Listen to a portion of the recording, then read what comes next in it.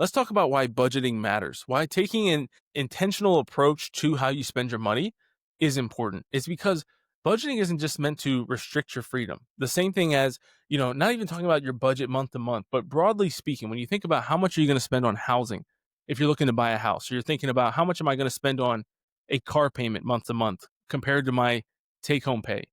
All of these things are important decisions, and they don't necessarily intuitively fall under the category of budgeting, but what they're actually meant to do is to give you a structure that allows you to operate with peace rather than with stress and anxiety about every financial decision you make.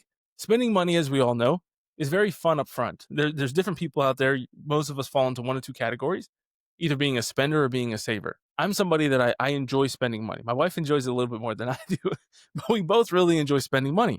I like to save a little bit more. I like to see the bank account pile up and see a lot of money within the bank account. Or I remember back when I was a kid and you get cash for your birthdays and things, like I'd love to hold $1,000 of cash when I was 15 years old and just see, wow, I've just been saving and saving and look how much money I have. I think it's really awesome.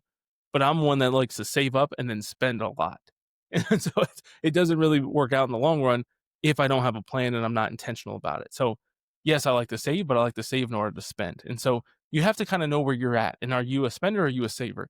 Usually one in a marriage, one spouse is a saver, one spouse is a spender, and then you start to have friction in the relationship because financial decisions get more and more difficult to make and they get more and more important over time. And so this budgeting or this mindset allows you to operate within your means, which is going to allow you to operate with peace in your heart. The Catechism of the Catholic Church says this in 2407. It says, in economic matters, respect for human dignity requires the practice of the virtue of temperance, moderation, and the will to live simply. And so I believe, I always joke that my wife and I like the finer things. We like nicer things. We just moved from Atchison, Kansas to Kansas City. And one of the reasons we gave to a lot of people who asked us, why are you moving out of Atchison? Atchison's perfect. We're not Atchison people. It's nothing against people who live in Atchison. There's people in Atchison who like nicer things too, but feel like the sacrifice of the nicer things, nicer restaurants, activities, the different things you can go do is worth it for the community and what they have there in Atchison. We didn't feel that way, and that's okay. People have different perspectives, different opinions, whatever. You're free to do what you want. That's the beautiful thing about life and about America. But at the same time, we have to be intentional with trying to live simply. And so as Christians, I believe we're all called to do that. And I think the best way to know that you're doing that is to live below your means. And a very clear, I think, sign of materialism where you're in a bad place in your relationship with money is when you're spending money you just absolutely do not have.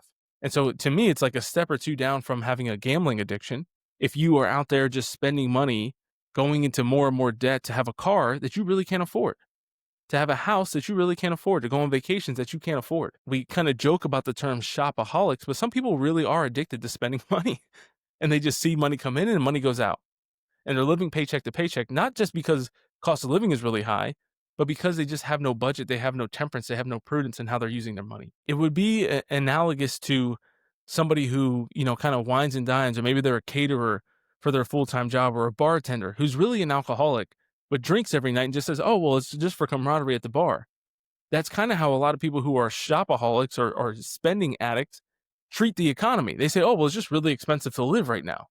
And so, yeah, I'm living paycheck to paycheck. And it's like, no, dude, you're spending so much money. You're living paycheck to paycheck because you eat out all the time and you don't work that hard and you don't make that much money. And so you're struggling because you have no budget, you have no discipline. So sometimes just because it's economically difficult out there doesn't give you free reign to just spend and struggle because it's like expected that you're going to struggle. All right, so let's talk about two kind of extreme approaches when it comes to budgeting or making some of these big decisions like buying a house or buying a car. The first I want to talk about is kind of the Ramsey conservative. And I'm not talking conservative politically, even though Ramsey is politically conservative. I just mean conservative as in you're playing it very safe. And so he always says, never buy new, always pay cash, 15-year mortgage only, and live on beans and rice, right? That's kind of like some of his slogans and his phrases. So Dave Ramsey typically will say that if you're buying a house, it shouldn't be any more than 25% of your take-home pay. It should be on a 15-year fixed mortgage, and you should be putting 20% down on that house. And you should, never buy new, pay cash as for cars.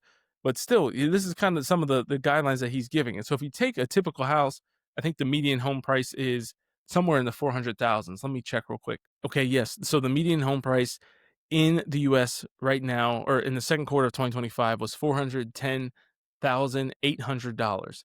And so Yeah, 411. That's kind of incredible. This is one of my favorite things is that we bought our house for basically 412 this year, and so we were very excited about that. 410, 412, right around that mark, and so it's pretty incredible to see, yeah, just how much you have to pay for just a median house in the United States of America, and so that's $410,000. So if you're putting 20% down on that, that's gonna be 80K right there that you have to have in cash according to this rule.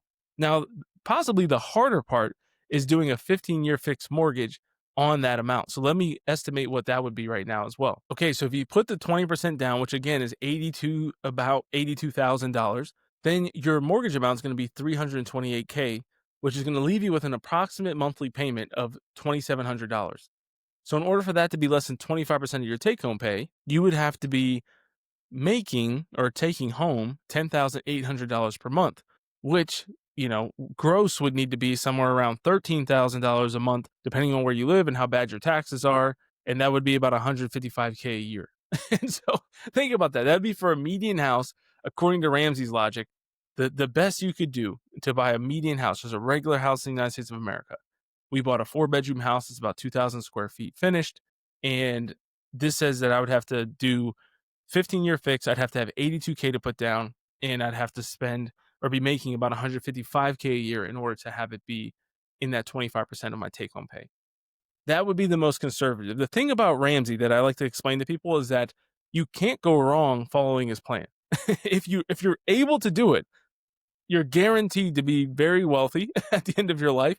If you do this and you're tithing 10% as he encourages, and you're giving 15%, or you're investing 15% of your income, and you're living on this little amount of your actual gross income, you're going to be balling, and your house is going to be paid off in 15 years. If I did this, my house would be paid off when I'm 47 years old, and then you just really ramp up your investing and all that kind of stuff. And so it's not bad advice because it would work. It's just very difficult to follow. And so that's kind of the challenge of following Ramsey today. It's not that it's bad. Some people think that it's dumb. It's not. It's foolproof. It's like undefeated. It's just really difficult.